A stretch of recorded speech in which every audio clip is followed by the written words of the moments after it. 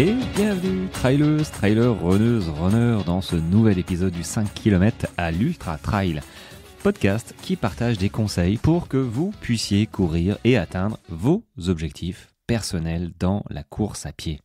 Et bonjour les amis, bienvenue dans ce nouvel épisode du 5 km à l'Ultra Trail. J'espère que vous allez bien, que tu vas bien en cette nouvelle journée du jeudi. Voilà, la bascule est faite pour atteindre le week-end en bonne forme, j'espère du moins. Voilà, alors chez moi ça caille sérieusement, il fait très froid. Un petit peu de soleil de temps en temps, mais c'est pas foufou, je te l'accorde, c'est pas foufou. En plus, j'ai encore mal au dos.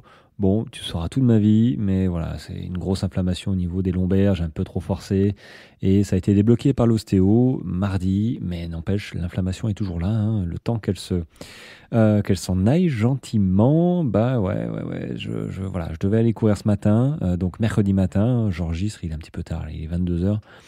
Et finalement, j'ai pas été courir, j'avais beaucoup de boulot aussi. Et après, ça s'est couvert. Et je voyais plus à 10 mètres. Brouillard, vent, il faisait -3. Bon, bref, voilà, la motivation a été dans les chaussures. J'ai pas encore commencé véritablement mon programme d'entraînement. De toute façon, j'ai mal au dos. Alors, il faut, je pense, ne pas forcer forcément quand justement tu as un pépin. Les lombaires, c'est compliqué de courir en ayant un mal de dos.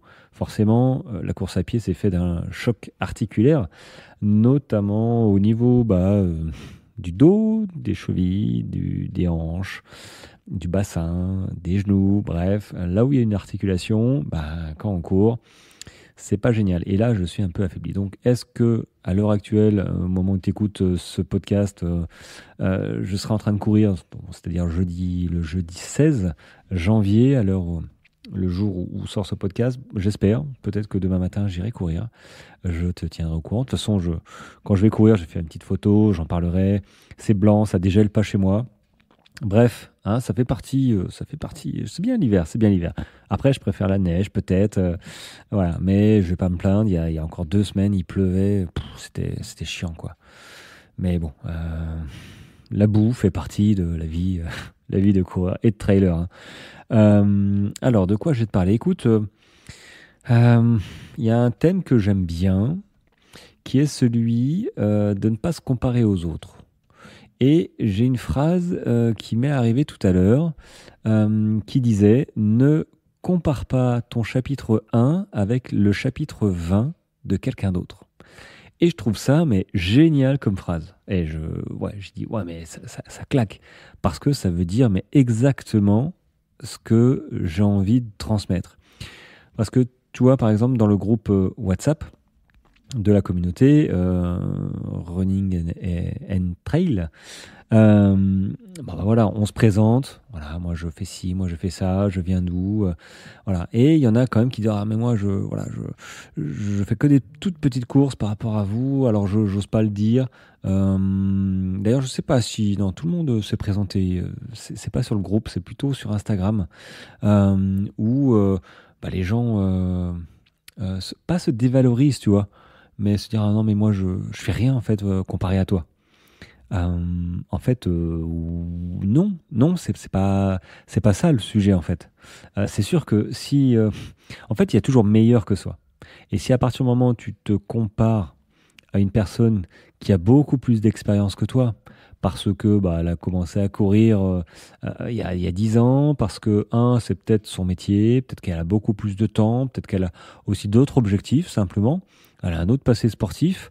On ne sait pas trop quand on se compare à quelqu'un ce qui lui arrivait avant.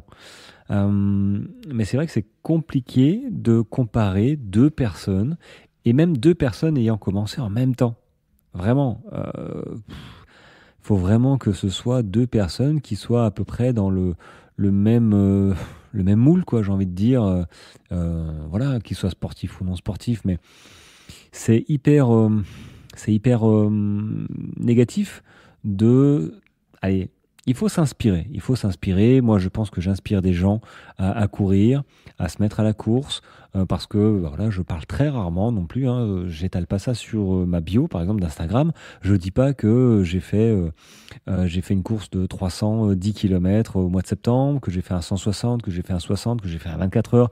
Je le dis pas parce que c'est déjà des éléments de comparaison qui peuvent induire une certaine pas de démotivation, mais dire waouh, en fait, j'arriverai jamais à faire à faire ce qu'il fait, et limite, je deviendrai inaccessible. Parce que la personne penserait ah non non mais lui c'est bon, c'est un élite, il court des distances que je courrai jamais, donc je vais même pas lui poser des questions, voilà. Donc c'est pas le but. Chacun trouve son format ou son plaisir dans sa course, que ce soit du cross, tu vois, du cross à 5 km là, bien tendu, là, bien cardio, là où ouais, j'en vois des images hein, de cross comme ça, de 5-8 km. Oh, les mecs et les nanas, là, ils sont allongés par terre, quoi. Ils sont à 220 de pulsations, ils en peuvent plus, quoi. Quand je vois ça, moi, je vais te dire, ok, moi, je préfère faire des ultras largement que de m'envoyer pendant 30 minutes à fond les ballons. Ouais, c'est chaud, hein. Mais si ton format de course, c'est le 5 km cross, bah écoute, fonce, quoi. Vas-y, fonce. Et tu me mettras la pile si jamais on fait une course ensemble, quoi. Même si je fais des distances de fou, quoi. Mais un cross, tu me mets la pile. Le 10 km, c'est pareil.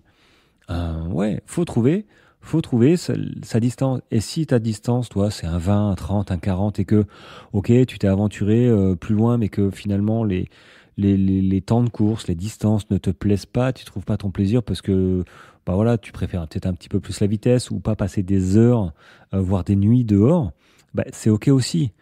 Donc ça, tu peux pas le savoir à l'avance. En fait, quand tu démarres la course à pied, tu peux pas savoir ce que tu vas apprécier. Tu vas dire, bon, ok. Alors déjà, tu vas te mettre une espèce de plafond de verre. C'est-à-dire, bon, si je peux déjà courir 10 bornes, je serai, ouais, ce sera le max, quoi. Non, ce sera le max pour l'instant. Et puis petit à petit, bim, on me dit, tiens, 10, je peux faire un 15, et puis ainsi de suite. Et c'est comme ça qu'on grappille. Mais si tu te laisses pas le temps d'avancer à ton propre rythme, bah écoute, oui, tu vas te dévaloriser en te comparant à des gens plus expérimentés, quoi. Parce qu'il y en a toujours, que ce soit dans la vie ou dans le sport, hein, enfin dans le sport ou dans la vie, hein, il y a toujours des gens qui sont plus doués, qui parlent mieux, qui réfléchissent peut-être différemment. Il y a toujours, il y a toujours. Et il y a un moment où, bon, faut arrêter, quoi.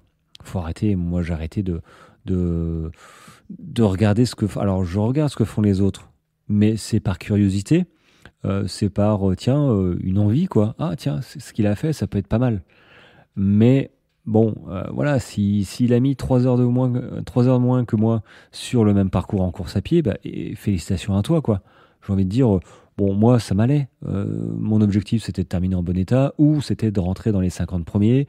Bon, bah voilà, chacun, en fait, au fur et à mesure que tu vas avancer, bah, tu vas trouver réellement ce qui te plaît, comment avancer, en fait, comment t'entraîner. En fait, j'ai envie de dire, tu écris ton livre, voilà. Et il faut pas brûler les étapes. Hein, tu vas pas commencer au chapitre 20, non, tu vas commencer au chapitre 1. Je m'achète mes chaussures, j'ai envie de courir. Et tu vas courir. Et ensuite, chapitre 2. Ok, j'ai fait ma première course, ça s'est bien passé ou mal passé. Ok, je vais changer ça, hein. Et puis chapitre 3, j'aimerais bien faire un 20 km trail, tiens, c'est un gros challenge. Et puis ainsi de suite, chapitre 4, un marathon peut-être, ou un maratrail. Sincèrement, prends le temps. Prends le temps, et je pense que moi, je trouve que le chemin parcouru compte autant, voire plus, que la destination finale. C'est-à-dire que, ok, une fois que tu t'entraînes pour ta course, c'est tout le chemin pour y arriver. Tout le chemin d'expérimentation, de haut, de bas, de connaissances par rapport à toi-même, vis-à-vis des efforts, vis-à-vis de ton organisation. Ouais, le chemin pour y arriver compte évidemment Évidemment, ça c'est moi qui le pense, mais évidemment plus que le résultat ou la destination. Même si la destination, en règle générale, on va te dire, allez, c'est le final de ta course, quoi, c'est la ligne d'arrivée. Alors oui, tu vois, j'ai les boules sur la Swiss Peak, je me suis blessé, j'ai pas atteint ma destination, mais néanmoins, le chemin parcouru pendant 4 5 jours, la cohésion qu'il y a eu, la communication, la ferveur, notamment sur le groupe WhatsApp qui s'est créé, je me suis jamais senti seul. Et finalement, même si je n'ai pas atteint la ligne d'arrivée, ben, oui, j'ai les boules, j'en ai chialé, mais j'en suis sorti quand même grandi. Et de toute manière, j'ai pas eu le choix. Donc moi aussi, il a fallu que je fasse le deuil, voilà, que les chemins d'un échec, il faut apprendre à rebondir. Mais tu vois, la destination, si je m'étais mis en disant l'objectif, il faut absolument que j'arrive, quoi qu'il arrive, il faut que j'y arrive. Là, j'y suis pas arrivé pour la première fois de ma vie. Bah, j'aurais été effondré, alors que bah, finalement, écoute, moi, le chemin, j'ai couru avec bah, des amis sur le parcours. J'ai un groupe qui s'est créé, j'ai des amis qui se sont créés à travers le groupe. Euh, j'ai jamais été seul. Et le chemin, bah, écoute, c'est top. Euh, à choisir, tu vois, vraiment. Je... Après, c'est facile de le dire a fortiori, hein, a posteriori, pardon, a posteriori, je vais y arriver, ok, tu arrives, tu franchis la ligne d'arrivée de la Swiss Peak au bout de 380 km, mais bon, voilà, tout s'est déroulé correctement, c'est un peu plat, bon, enfin, un peu plat, je veux dire, peut-être dans les événements, il s'est rien passé, tout a roulé, et puis voilà, tu as eu ta médaille, tout va bien, tu es content. Ou faire ce qui s'est passé cette année, avoir abandonné parce que bah voilà, j'ai eu la cuisse qui m'a lâché suite à une ou deux glissades. Mais en même temps, ben, j'ai rencontré des gens qui m'ont apporté un cake au chocolat à minuit. Hein, ils se reconnaîtront. Un minuit, un truc de fou. J'ai des amis qui sont venus courir avec moi. Le groupe m'a soutenu, WhatsApp qui suivait la course m'a soutenu de fou. Et en même temps, moi, je préfère, dans ma pratique, vivre ce genre d'émotion au travers du sport et du trail que absolument terminer une course pour terminer une course. Maintenant, si je peux allier les deux, évidemment, hein, comme je disais, c'est facile hein, de dire ça a posteriori, mais c'est vrai que j'ai quand même à travers la gorge de m'être blessé et pas avoir terminé. Mais si on peut allier bah, une expérience de course à la hauteur de l'arrivée, de la finalité, bah écoute, c'est top quoi. Enfin, et je pense que la majorité, c'est ça. La majorité, une fois qu'on finit, ouais, c'est chouette. Donc on boucle la destination, on boucle le chemin plutôt par le chapitre de la course, chapitre 20 on va dire, d'une course, même si voilà, le chapitre ne se termine jamais. Mais l'idée est que, effectivement, quand tu vas croiser des gens, quand tu vas commencer la course, quand tu vas te mettre sur des distances qui te paraissent inaccessibles pour l'instant, parce que tu n'as pas l'entraînement, parce que tu n'as pas l'historique, parce que, bah oui, il faut respecter une progressivité, les amis. Et moi aussi, quand je voyais des gars qui faisaient des 40 km, alors que j'étais avec mes 20-25 km trail, je dis, waouh, comment ils font, les gars, pour courir 40-45 km avec 2500 mètres de dénivelé. J'étais là, je dis, waouh. Mais je me suis jamais comparé à eux. J'étais admiratif, mais je me suis non plus jamais dit, je n'y arriverai jamais. J'ai dit, waouh, comment ils font? Tu vois, admiratif. Mais finalement, euh, finalement, ils m'ont peut-être donné un modèle sans que je sache. Mais surtout, ne pas se mettre de barrière. Il faut ouvrir, commencer son livre par le chapitre 1, et puis petit à petit, écrire ses chapitres avec sa plume, hein, faire du storytelling. Storytelling, c'est raconter une histoire avec ses mots.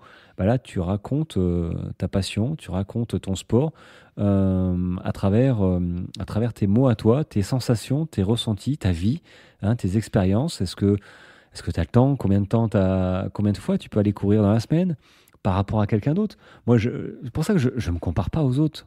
Enfin, je sais pas si je me suis déjà comparé. C'est tellement négatif. T'imagines quand tu cours sur route, il y a toujours meilleur que toi. Alors oui, tu te dis, bon allez, moi je voulais faire 3h15 au marathon. Ah, c'est cool, j'ai réussi. Ok. Mais si tu fais 3h17, qu'est-ce qui se passe? C'est un échec. Voilà, déjà, vis-à-vis de soi, c'est compliqué. Mais si en plus, je devais me comparer aux autres à un instant T Tu sais pas si la personne finalement elle va pas se blesser dans 2 semaines. Tu sais pas tu sais pas sa vie à elle non plus. Tout ce qu'elle met en œuvre pour arriver là où elle est arrivée. Euh, Toi, alors je rebondis sur cette réflexion qui dit t'as de la chance. T'as de la chance de faire ça, t'as de la chance d'avoir fait cette course, t'as de la chance d'habiter ici. J'ai envie de dire non, il n'y a pas de chance à avoir. Il n'y a rien qui nous tombe tout cuit dans le gosier, hein, ou sauf pour peut-être certains, mais on provoque nos réussites. Moi, si j'arrive à enchaîner comme ça, à courir, à me préparer sur un 100 km dans 4 mois, bah, parce que j'ai un historique, parce que j'ai amené mon volume et ma façon de m'entraîner correctement, parce que j'ai compris certaines choses que je ne comprenais pas au début. Je les aurais compris à mes premiers chapitres de ma vie de runner. Bah, peut-être que la suite aurait été différente. Mais il faut pas regretter, ça fait partie, les expériences positives et négatives font partie du processus et c'est certain qu'il vaut mieux empiler les expériences heureuses que négatives, mais n'empêche, tôt ou tard, il y aura quand même du négatif. Juste déjà dans les entraînements, on passe par des hauts, des bas, des hauts, des bas, mais si t'es pas au courant qu'à un moment dans tes entraînements, bah, t'auras pas le moral, tu vas te dire, tu vas peut-être tout remettre en question, et c'est là où il faudra prendre suffisamment de recul, peut-être faire appel à quelqu'un pour dire, ok, c'est normal, courir, c'est facile de courir, mais, enfin, c'est simple plutôt de courir, mais est-ce que c'est si facile que ça?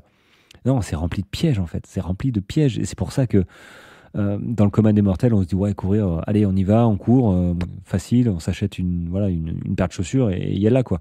Mais en fait, voilà, on se retrouve à 80% de coureurs, 70 à 80% de coureurs la première année qui sont blessés. C'est quand même pas pour rien, hein. Je veux dire, il y a 80 coureurs sur 100 la première année qui se blessent. Et je parle pas des tendinites et compagnie, hein. Je pense que la majorité des blessures, hein, c'est un manque de progression évidemment, de progressivité. Voilà, mais j'y reviendrai dans un autre thème, un autre épisode hein, de ce podcast. Mais voilà, moi ce que je voulais te dire, c'est ne te compare pas à un athlète déjà bien rodé, à un sportif, à ton pote de boulot où ça fait déjà 3, 4, 5 ans qu'il court, toi tu viens de t'y mettre. Ne suis pas forcément les mêmes sorties que lui. C'est compliqué. Donc, avance à ton propre rythme hein, pour éviter de peut-être te dévaloriser hein, en te comparant à plus expérimenté que toi. Tout simplement, chacun sa vie, chacun son sport, chacun son parcours, avec ses débuts, ses obstacles, et à la fin, ça fera un tout, ça fera toi, ça fera ton toi dans quelques temps, quelques mois, quelques années. Et quand tu vas repenser à tes débuts, tu vas dire, oh, putain, j'en ai fait des conneries. Mais tu auras avancé, tu ne seras pas forcément comparé, tu auras des modèles, peut-être que je serai ton modèle avec plaisir, tu vois. Et avec les bonnes paroles, bah, tu vas apprendre à te faire confiance, à comprendre que oui, les échecs font aussi partie de la vie, même si c'est pas mal quand même d'en limiter au maximum, parce que ça reste quand même difficile hein, de pas surmonter, mais si tu commences à empiler les échecs, bon, il y a un moment où tu vas lâcher l'affaire. C'est pour ça que, bon, si tu as des soucis à t'entraîner, n'hésite pas, tu m'envoies un petit message, hein, tu sais que je coach. Mais au-delà de ça, si tu as besoin de petits conseils, moi, je te les donne évidemment. Donc, tu peux me contacter par les réseaux, par les liens qui sont dans le podcast, ou t'abonner d'ailleurs à la communauté hein, que j'ai créée depuis le 1er janvier. C'est des fous, hein, dans le groupe WhatsApp, ils sont hyper bienveillants, ils sont en train de faire une affiche du groupe. Bon, je vous la montre pas tout de suite. Elle est un petit peu, elle est un petit peu rigolote. Je les laisse encore travailler un petit peu avec ChatGPT pour me faire je sais pas, un petit t-shirt du 5 km à Ultra Trail, la communauté, tu vois. Ça peut être une idée. En tout cas, voilà, l'abonnement est encore disponible. À l'heure actuelle, elle est à 49 € avec voilà, des plans d'entraînement. Tu choisis 20, 40, 70 ou 100 km trail. Tu as accès aux 4, voilà, des semaines d'entraînement qui se débloquent tous les mois, tous les débuts de mois. Tu as des podcasts privés, tu as des newsletters, tu as des visio live. Bref, fais-toi plaisir. Ce sera avec grand plaisir de te recevoir et de pouvoir discuter avec toi aussi à travers le groupe ou en privé. Voilà. Les liens sont dans l'épisode. Sur ce, les amis, suivez votre propre rythme et ne vous comparez pas. Construisez, écrivez vos chapitres, les vôtres, au fur et à mesure. Voilà. Allez, sur ce, on se retrouve demain pour la communauté pour un épisode privé et le surlendemain pour les autres. Voilà. Allez, bonne j'allais dire soirée, mais non, bonne journée à vous. Ciao, ciao.